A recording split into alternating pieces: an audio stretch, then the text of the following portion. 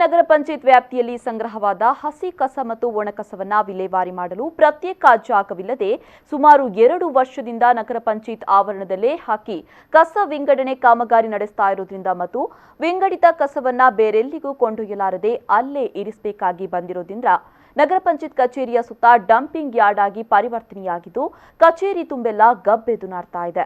ಅಲ್ಲದೆ ಕಚೇರಿಯ ಹಿಂದುಗಡೆಗೆ ಪ್ರತಿದಿನ ಸಂಗ್ರಹವಾಗುವ ಕಸಕ್ಕೆ ಬೆಂಕಿ ಹಾಕಿ ಪರಿಸರ ಮಾಲಿನ್ಯಕ್ಕೂ ಕಾರಣ ಆಗ್ತಾ ಇದೆ.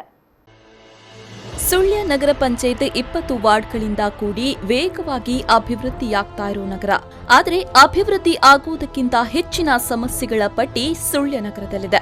ಆದರೆ ಇಲ್ಲಿಯವರೆಗೆ ನಗರದಲ್ಲಿ ಸುಸಜ್ಜಿತವಾದ ಘನತ್ಯಾಜ್ಯ ಘಟಕ ಇಲ್ಲ.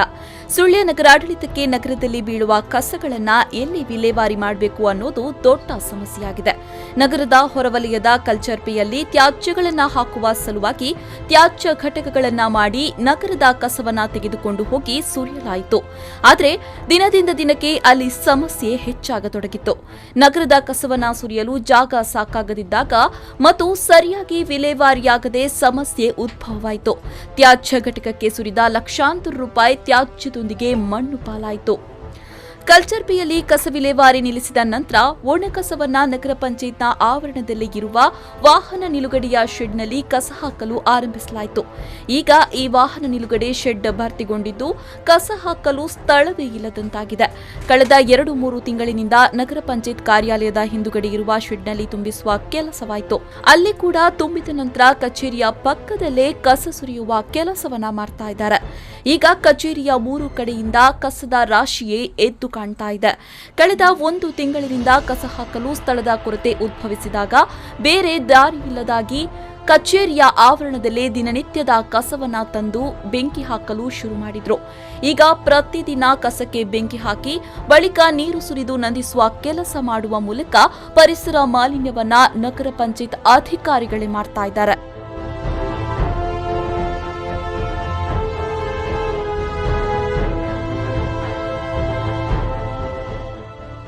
ನಗರ ಪಂಚಾಯತ್ನ ಎದುರಿನ ದೊಡ್ಡ ಶೆಡ್ನಲ್ಲಿ ಕಸ ತುಂಬಿ ತುಳುಕತೊಡಗಿದೆ. ಗಾಳಿ ಬಂದಾಗ ದುರ್ನಾಥ ಮೂಗಿಗೆ ಬಡಿತಾ ಇದೆ. ಸಂಜೆ 5 ಗಂಟೆಯಾಗ್ತಾ ಇದ್ದಂತೆ ಸೊಳ್ಳೆಗಳು ದಾಳಿ ಆರಂಭಿಸತೊಡಗಿವೆ. ಈಗ ನಗರ ಪಂಚಾಯತ್ನ ಹಿಂಬದಿಯ ಸ್ಥಳದಲ್ಲಿ ಕಸ ರಾಶಿ ಹಾಕಿದ್ದು ಹಿಂಬದಿ ಹೋಗಿ ನೋಡಿದ್ರೆ ಅಲ್ಲಿ ಹಾಕಲಾಗಿರುವ ಕಸದ ಅಗಾಧತೆ ಕಾಣಸಿಗುತ್ತೆ.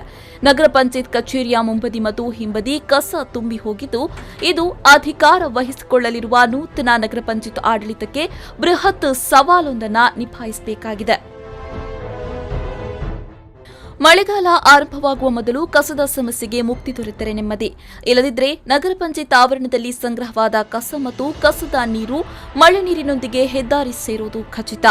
ಮಳೆಗಾಲದ ಒಳಗೆ ಕಸ ವಿಲೇವಾರಿ ಆಗದೇ ಇದ್ದಲ್ಲಿ ನಗರದ ಜನತೆ ಸಾಂಕ್ರಾಮಿಕ ರೋಗಕ್ಕೆ ತುತ್ತಾಗುವುದು ಖಂಡಿತ.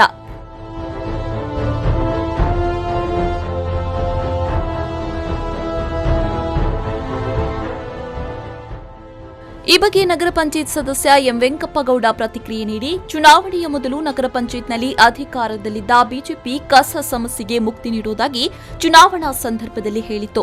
ಆದರೆ ಚುನಾವಣೆಯಲ್ಲಿ ಬಿಜೆಪಿ ಗೆದ್ದು 10 ತಿಂಗಳು ಕಳೆದರೂ ಕಸ ಸಮಸ್ಯೆಗೆ ಮುಕ್ತಿ ಸಿಕ್ಕಿಲ್ಲ.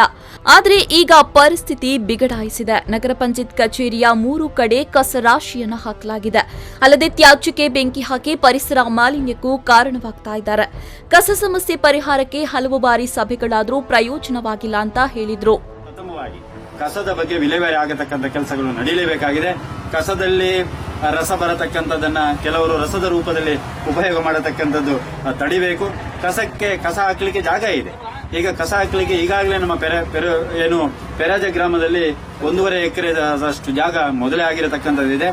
ಅದನ್ನು ಕೇವಲ ದಂಪು ಮಾಡತಕ್ಕಂಥದನ್ನು ಬಿಟ್ಟರೆ ಅದಕ್ಕೆ ಯಾವ ರೀತಿಯ ಒಂದು ವ್ಯವಸ್ಥೆಯನ್ನು ಕೂಡ ಅವರು ಮಾಡುವುದಿಲ್ಲ. ಇನ್ನು ನಗರ ಪಂಚಾಯತ್ ಮುಖ್ಯಾಧಿಕಾರಿ ಮತ್ತಡಿ ಪ್ರತಿಕ್ರಿಯೆ ನೀಡಿ, ಸುಳ್ಯ ನಗರದಲ್ಲಿ ಸ್ಥಳಾವಕಾಶದ ಕೊರತೆಯಿಂದ ಕಸ ವಿಲೇವಾರಿ ಸಮಸ್ಯೆ ಬಿಗಡಾಯಿಸಿದೆ.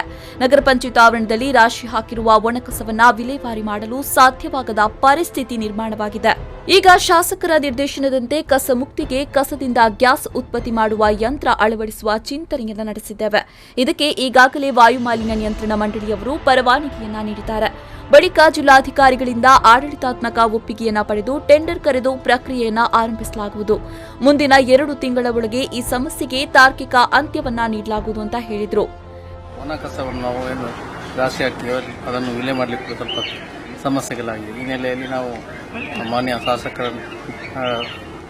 ನಿರ್ದೇಶನದಂತೆ ನಾವೊಂದು ಹೊಸ ವಿಧಾನವನ್ನು ಮಾಡಲಿಕ್ಕೆ ಅಪ್ಲೈ ಮಾಡಿದ್ದೇವೆ. PCB ಗ್ಯಾಸಿಫಿಕೇಷನ್, ಕಸದಿಂದ ಗ್ಯಾಸ್ ಉತ್ಪತ್ತಿ ಮಾಡೋದು.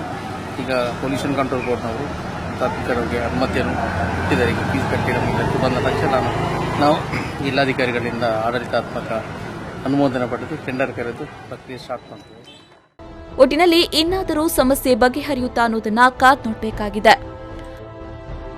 Padmanabha, V4 News 24/7 Sullia.